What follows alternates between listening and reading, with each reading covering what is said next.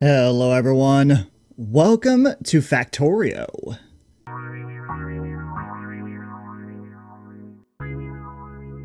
Now honestly, it's been a really long time since I've even attempted a series at this game. I originally tried doing one when the version was 0.15 or 0.15, if that's how you want to look at it.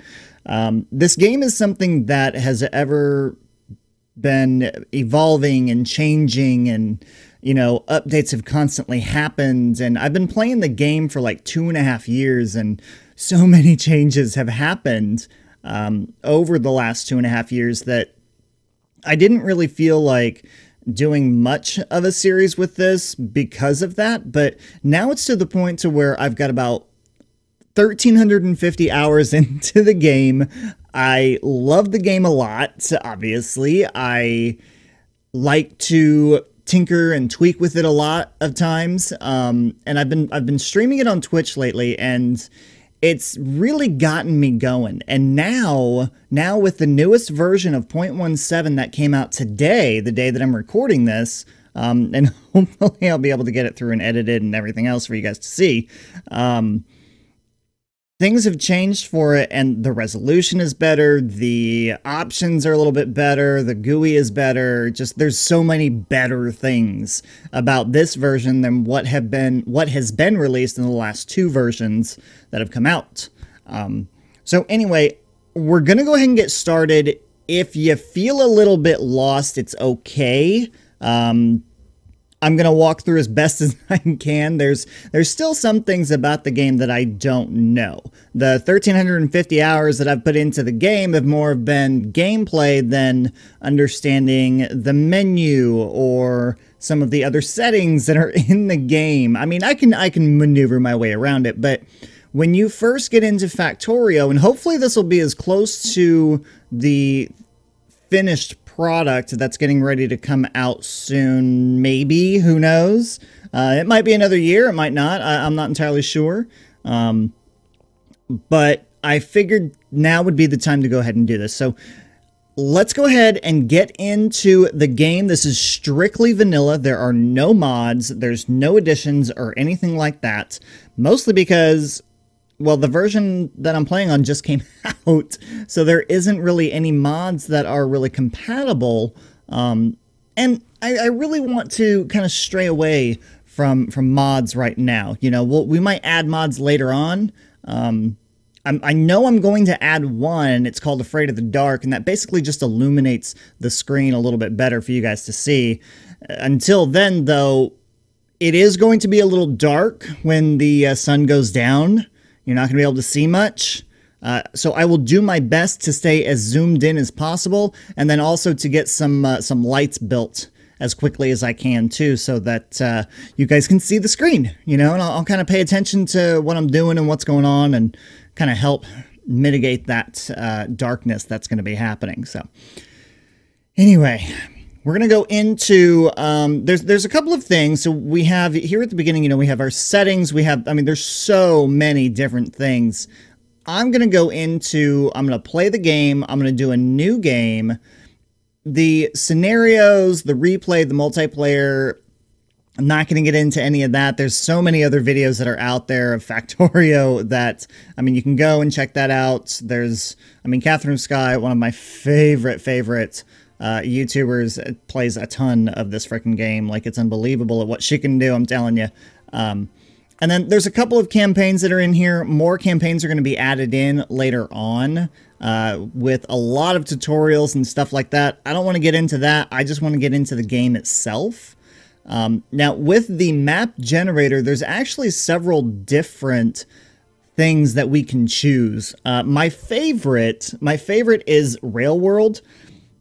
But I don't know if I necessarily want to get into that at first. And there's a couple new things that have been added in here. Ribbon World and Island. Well, Ribbon World might be new. It might not. But it could be. I'm pretty sure it is, though. Island, I know, is completely new. We're going to stay away from this stuff down here. like from marathon on down, just because, I mean, that's very advanced, and I kind of want to make the first series that I do of this kind of simple in a sense. I think rich resources are going to be, I think it's going to be the best thing for us to do. It kind of keeps us in the starting area a little bit and kind of helps us to where we can grow the base, and we can then kind of expand it from there as we need to.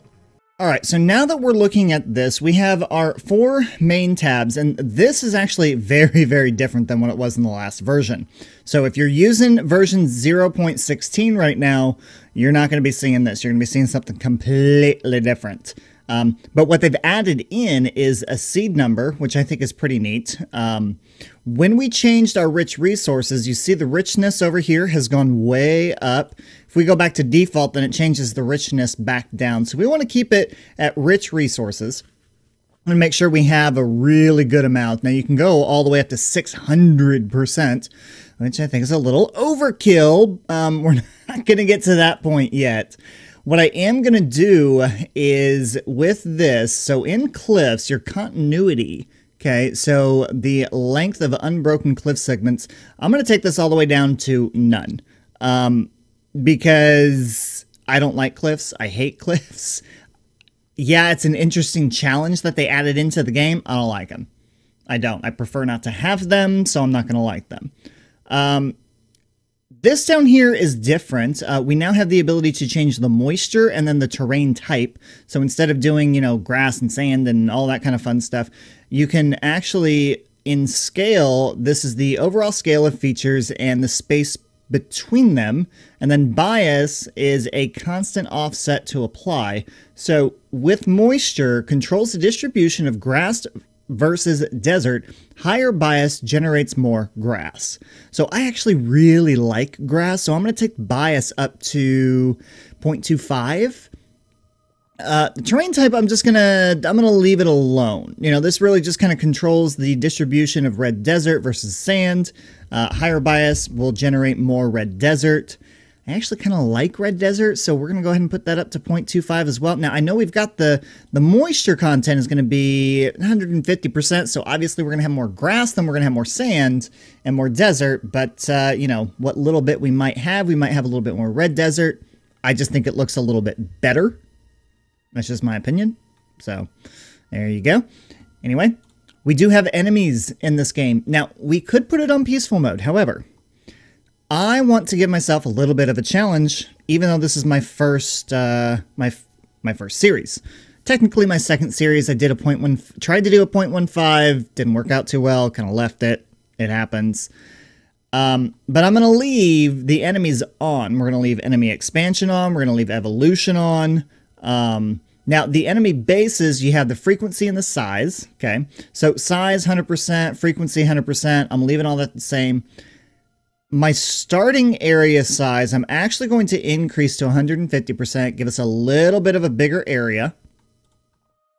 And then under advanced, you can actually set the map settings if you want to. You can give yourself a big map, a little map, or if you leave it empty, it's not technically an infinite map. It does end, and it's been proven that the map does end.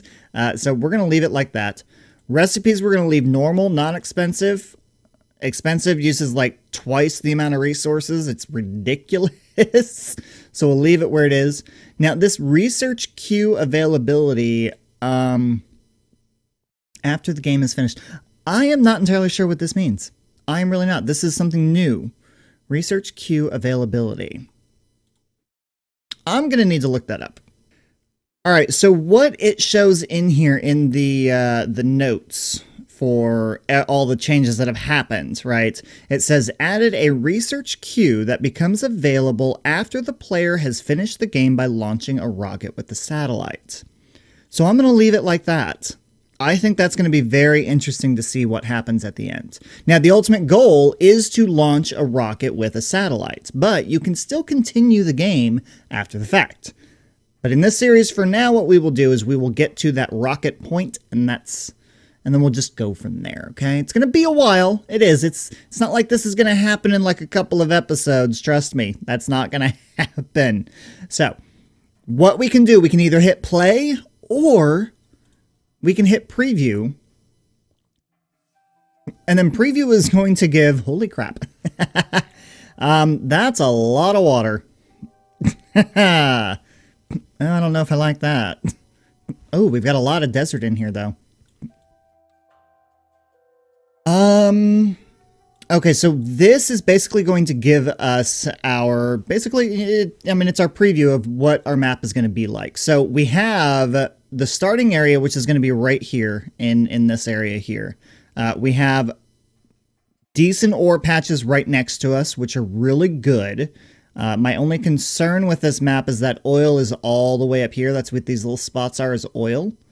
So we would have to get a train in here to get the oil down here, which not that big of a deal. Just looking around at space and everything, the water content really needs to come down. It really does. Let me see. Advance. Terrain, water coverage. Let's take water coverage down to 75. Let's take it down again so you can see how that's clicking, right? So you can see that the water is receding. The water is going away. What does scale do? Overall scale of features and space between them. So let's kick that down to 75. Aha! That's a little bit better. Kind of like that we're in the red desert already. Kind of like that. We've got plenty of trees around. Trees are going to be good for a little while. I think I'm okay with this. Maybe we scale it back just a little bit more. Ooh. Coverage down to 25%. That's much better. I like that. The resources are pretty much staying where they are. Maybe a little bit more has generated, but the water has definitely changed. There's not as much around, which I like. I mean, I like to have some water because it gives us the ability to kind of create some pinch points when it comes to the enemies and stuff, which we'll get into that later. But I like how this is something new, and this is something that I really like, that you can go in and change these resources and your enemies and all of that kind of stuff, and then it changes here on the map for you. You used to have to back out and then go back in, and it was a nightmare. It's just an absolute nightmare. Now, if my starting area is here or even over here, honestly, I mean, this is the area that I'm looking at right here. And I'm okay with that. I am. We have copper, we have iron, we have stone. That is what we need. And coal. That is what we need to get started. And we've got some really good ore patches around us. I'm liking this. I'm definitely liking this. Okay. So we're going to go ahead and hit play. So the seed map is up here. Okay. So 26838, 26366. If you're playing 0.17, that's the seed map that I've got right now. Okay. And we're going to hit play. Now, right off the bat, I'm already seeing changes, okay? I'm already seeing some really cool changes. This in itself is different. Now, this is a Factorio free play. Your task is to launch a rocket into space. Do this by constructing a rocket silo and launching a rocket. You will need to research advanced technologies in order to unlock the rocket silo. Start small, work your way up with automation, and don't forget to protect yourself from the natives. Oh boy. Oh boy. All right, so I was pretty much correct in where we were starting out at. So you can click on the map itself to get you to here, or you can hit M for map. WASD controls your camera. And then, well, you can't rotate or anything like that. It stays here. All right, so we already actually have some enemy bases in our view site, which... that's a little sketchy. But what I want to do is we'll go ahead and get started. Now, something that has changed is that we no longer have any pickaxes, okay? That pickaxes are no longer available to us. But we do have, the minimal things that we do have available to us are, we have a burner miner drill, the stone furnace, one piece of wood, and 8 iron plates. Now, for me, I think the best thing to do to start out is... Well, I want to get some more wood. I want to get some more wood. Now, even though we don't have the pickaxe anymore, we're actually taking this down. We're taking the wood and stuff down pretty darn quick. It used to be if you didn't have any pickaxe or steel axes or anything like that, you were screwed. So it'll be very interesting to see what the mod people do, the modders do with crafting speed and that kind of stuff. All right, so what I want to do is I'm going to take this burner miner drill. We're going to go down here, put it over... Nope. I'm going to put it over that. Now, how I'm getting into this menu is I'm hitting E. E opens up the character GUI, or the character menu, whatever it is that you want to call it. So we'll put a stone furnace down there. And then you have to generate it with fuel. Okay, so in order to get this to work, we're generating it with fuel. Fuel can be anywhere from wood, coal. You can't use oil, I don't think. That was something that I heard they might be doing, but I don't think you can. You've got solid fuel, and there's several different types of fuel, but the beginning pieces of it that we use are wood and coal. Now, wood burns a lot faster than coal, obviously, but... We'll get to coal here in a minute. Now, this is going to get our iron resources and smelt iron ore into iron plates. So I'm sitting here like trying to figure out a way to explain this because I don't... Bear with me, okay? Just bear with me. So anyway, so we have our iron plates. You can go ahead and, you know, click and put them in your inventory, or you can control left click puts it into your inventory, or you can control left click over the item itself and it will put it into your inventory in here. Now, this menu bar down here, this is something completely new. They've never had this in any of the other versions before. So you actually have 10 different things down here that you can add stuff to. So I can go here to this quick bar menu and add in anything that I want that is going to be crafted throughout the game. Now, I do like how you can go ahead and basically just set all of this up in advance. Now, I don't know if this carries over from game to game, but this is going to be extremely helpful for us later on down the road. Now, I'm going to go ahead and you can see how dark it is, right? You can see it is not very bright, but you can see where I am at least. I'm just going to come over here. I'm going to chop some more wood until I can get at least... I need enough stuff to where I can create... I need two more of these. So I actually need, when you hover over all of these items, okay, it'll tell you exactly what you need. It'll tell you down in the lower right of the total raw resources that you'll need, and then what is actually needed in order to craft it. So I need some stone. I'm going to grab some stone here. Now, unfortunately, I have to do this by hand, and it does take a minute. It does. It totally takes a minute. So again, just be patient with me, bear with me. I will try and talk through some of this stuff as I'm doing it. There might end up being some cuts in the video, but I don't know, we'll just have to wait and see how things play out, really. So anyway, so even if you don't have the specific items, like I don't have iron gear wheels or stone furnaces on me, but I have the resources on me to make those. So when I go to make this, it's going to craft those down here and then craft the actual item that I need. And I currently need, I honestly need more than 2. I need 3. So we're going to go ahead and get 5 more stone here. Now, the very beginning of this game is very tedious, very time-consuming, and it takes a while, you know, but starting out in this game and everything, it kind of helps because it kind of helps slow you down a little bit.